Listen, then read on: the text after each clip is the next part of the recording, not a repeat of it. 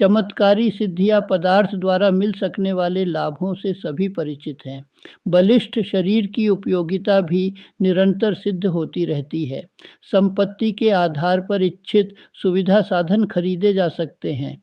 यह प्रत्यक्ष उपलब्धियों का माहात्म्य हुआ, इससे कहीं अधिक बढ़े चढ़े विभूतियों के हैं।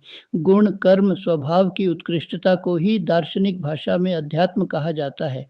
उसके आधार पर जो मिल सकता है, उसकी जानकारी संसार में सृजन के प्रयोजनों में सफल हुए महामानवों की जीवन गाथा का पर्यवेक्षण करते हुए सहज ही जानी जा सकती है।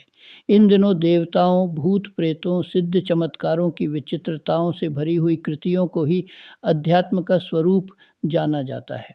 मान्यताओं के क्षेत्र में उसकी परिधि परलोक तक सीमाबद्ध रहती है। स्वर्ग, मुक्ति के अतिरिक्त चमत्कारी सिद्धियों से उसे जोड़ा जा सकता है। मनोकामनाएं पूर्ण करने, शाप वरदान देने में भी उसकी भूमिका समझी जाती है। यह मान्यताएं सर्वथा अप्रासंगिक हैं। वास्तविकता इतनी भर है कि अध्यात्म विज्ञान के अनुरूप आचरण करने पर अदृश्य चेतना के भावना, मान्यता, आस्था, प्रज्ञा, निष्ठा, श्रद्धा पक्षों को उच्च स्तरीय बनाया जाता है।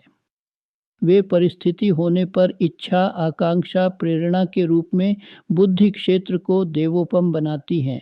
देवोपम से तात्पर्य है उत्कृष्टता संपन्न आदर्शवादी चिंतन और चरित्र।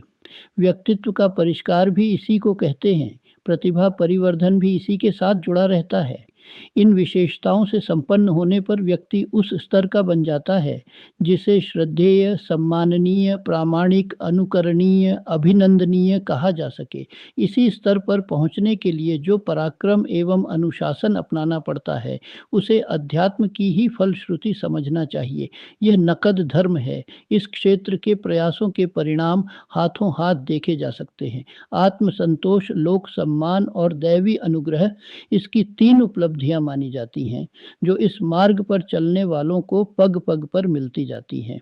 आत्मबल प्राप्त करने के लिए दो साधनाएं निरंतर करनी पड़ती हैं। एक है संयमशीलता, जिसे दूसरे शब्दों में तपश्चर्या भी कह सकते हैं।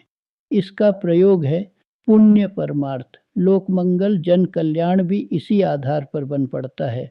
संकीर्ण स्वार्थपरता यदि उदात्त उदारता में विकसित हो चले तो समझना चाहिए कि अध्यात्म सही रूप में अपनाया गया और उल्लास भरा सत्परिणाम मिलते रहने की बात बन गई।